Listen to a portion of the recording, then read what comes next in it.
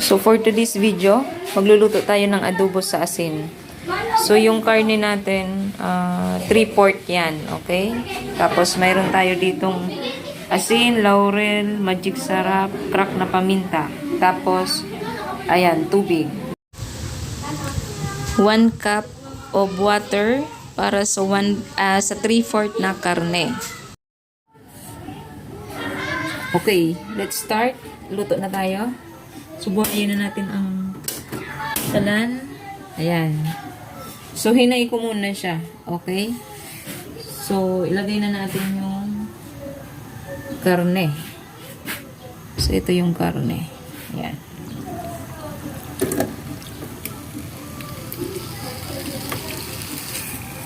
So, yung karne natin, sabi ko nga, 3/4 itong timbang nito. So, 3 lang naman kami ang kakain. So, ilagay na natin yung tubig. Okay, ito yung tubig.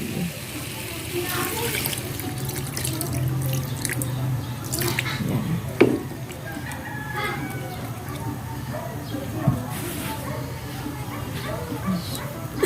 So, ganyan lang siya.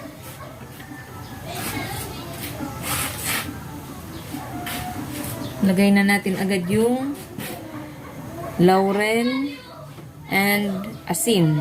So, yan lang muna.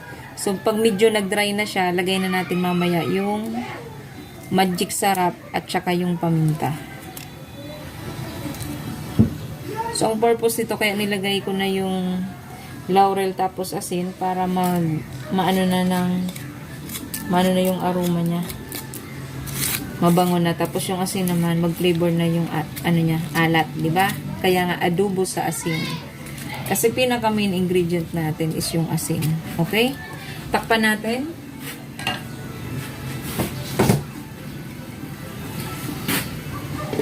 So, pag kumulo na siya, ayan, tinakpan ko na. So, pag kumulo na, parang nakita natin, nag-iba na yung kulay, di ba? So, ilagay na natin sa medium heat yung yung apoy niya.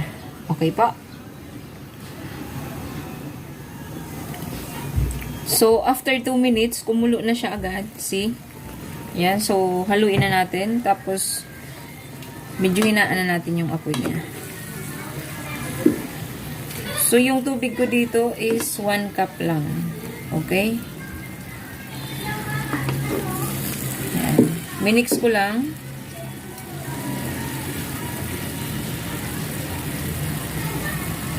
Tapos, takpan ulit natin. Then, yung apoy natin, i-adjust na natin sa medium heat. Okay? So, ganun lang. I-check natin ulit maya-maya lang.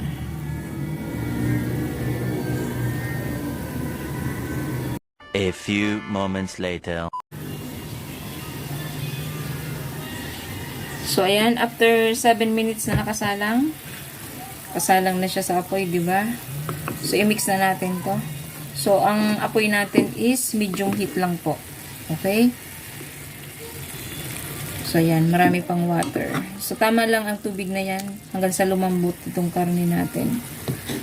So, nilagyan natin ng taba-taba kasi masarap sa adobo sa asin yung may taba, hindi pure na laman lang.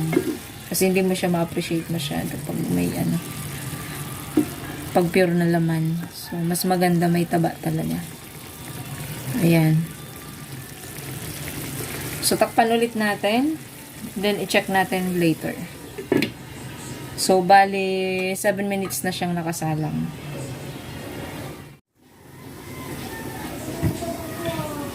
So, bali, 10 minutes na siyang nakasalang. So, ayan, tingnan natin. I-stir ulit natin. So, ngayon, pwede mo nang i-try kung malambot na ba yung karne. Kasi kung malambot na, pwede mong lakasan yung apoy, i-high mo para ma-absorb na yung tubig niya, di ba? Pero kung hindi pa, kailangan mahina pa yung apoy mo. Yan, so try natin kung kumusta ba yung karne. Kasi ang hinahanap natin dito is tender dapat, okay? So, dapat malambot. Ayan. Kasi depende rin sa baboy kasi yan eh. Kung bata pa ba yung baboy or matanda na. So, one time nun guys, nakabili kami sa palengke. Hindi pa ako masyadong maalam sa ano ng baboy, sa quality. So, ayan, so masyadong matigas yon. So, inabot kami halos ng ilang oras para mapalambot yon. Ayan. So, tinikman ko siya. Medyo tender na, pero hindi pa masyado. So, let's wait for another 5 minutes siguro. Okay? Tapos maya-maya, pagbukas natin dyan, diba? Papalipasin natin yung 5 minutes ulit. So, total of 15 minutes na. Bubuksan ulit natin. Lalagay na natin yung magic sarap tapos yung crack na paminta. Yan. So, for sure, malambot na yan. So, takpan ulit. Yan.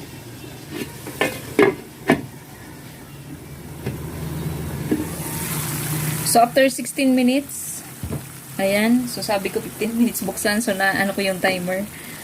So, after 16 minutes, ganito na yung itsura niya. So, kanina, di ba, trinay ko ng tikman, medyo tender na. So, for sure, tender na to ngayon. So, ilalagay ko na yung magic sarap and then yung paminta natin. Ito. Okay? So, ipo-pour ko na dito. Yan. So, total of 16 minutes na tayong nagluluto. Ayan. I-mix natin. So, sabi ko nga, pwede natin lakasan na yung apoy para matanggal na tong water, excess water niya. Okay? So, papalabasin natin yung mantika niyan. Hindi natin tatanggalin yung mismong tubig. Ang gagawin natin, lalakasan natin yung apoy para lumabas na yung mantika niya. Tapos mag-dry na. Okay po? Yan. So, takpan ulit natin. Then, gagawin ko na, adjust ko na yung apoy to high. Okay? From medium to high. Yan. So, after 5 minutes, tingnan natin kung nag-dry na ba. Okay po? So, balis, nasa 16 minutes na tayong nagluluto. So, ayan, after 20 minutes na nakasalang, tapos, di ba, minob natin kanina sa high na yung apoy niya. So, maririnig nyo may putok-putok na, di ba? So, ayan. Ayan. So, ibig sabihin, nagda-dry na siya.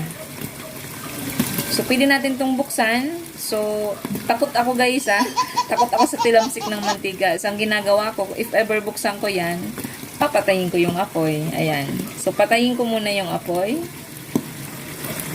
Yan. Mas mabuti na nag-iingat kasi, di ba? Baka madisgrasya pa tayo. So, ayan. Pinatay ko na yung apoy. So, pwede ko na itong buksan. Ayan. Yung itsura na. Ayan. So, ang bangon niya na guys. Promise. So, ilang minutes na yung nakasalang natin. Ayan. So, malapit na mag 25 minutes pala to. Yan. See? May mga buro brown na, diba? So, pwede natin yan na gamitan ng tong. Ayan.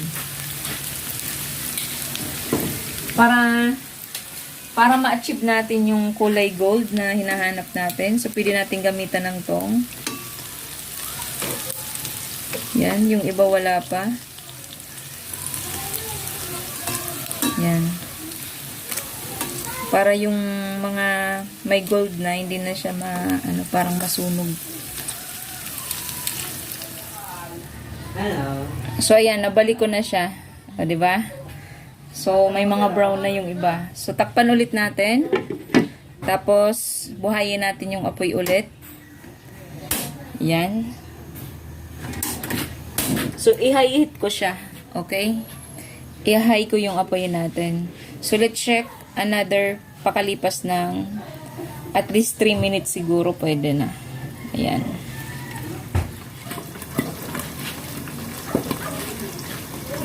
So, ayan, bali 31 minutes na tayong nagluluto ngayon. So, maririnig nyo may pumuputok-putok, diba? Then, maaaninag nyo rin dyan na nagba-brown na yung mga karne. Ayan. So, buksan natin. So, sabi ko nga, bago buksan, patayin ko muna yung apoy. Ayan. So, patayin ko. Ayan. So, Palipasin natin yung ilang seconds, saka natin buksan. So, ito talaga yung fear ko sa pagluluto, guys. Yan yung tilamsik ng mantika. Kasi naranasan ko na yan na matalsikan. So, ang sakit. Ayan. Tapos yung one time naman na tilamsik, sa may mata ko pa tumama. Ayan. Pero hindi naman nagmarka. Pero, ayan, masakit din kasi. Ayan. So, buksan na natin to. Ayan. So, as you can see, di ba? Ano na yung mantika niya? Ayan, no? Ayan, no? Daming mantika. So, pwede na nga siguro to. Ayan, pwede na to. Kahit may yung iba, white pa. Maano na lang yan. Yan. So, okay na to, guys. So, yung cooking time natin, inabot tayo ng ano ng minutes na yun? 32 minutes. Ayan. So, inay ko siya. So, pwede na to. Okay? So, i-transfer na natin to sa plato. Okay? Sa plate. Magpi-plating na tayo. So, ilipat na natin. So, ito yung plate. Ayan. So, mapapansin nyo guys, masyado akong obsessed sa puting plato. Ayan. Kasi parang restaurant ang dating, di ba? Pag puti yung gamit mo. So, maraming mantika. Yan. Ayan. Kasi medyo marami rin kasi yung taba ng ano natin, karne. Kaya marami tayong napalabas na mantika. So, nasa sa inyo guys, kung gusto nyo isabaw yung mantika, di ba? Kung health conscious kayo. Pero ako kasi, pag cheat day ko, yan. Gusto ko parang sinasabaw pa yan sa kanin, yung mantika na yan. So, gusto ko sinasubmerge pa yung mantika sa karne. So, nasa sa inyo naman, kung ano yung trip ninyo. Yan, kung gusto nyo dry, di ba? Tatanggalin nyo yung mantikang excess. So, kung gusto nyo naman na i-submerge, pwede rin. So, ito na, yung 3/4 natin na ano, karne.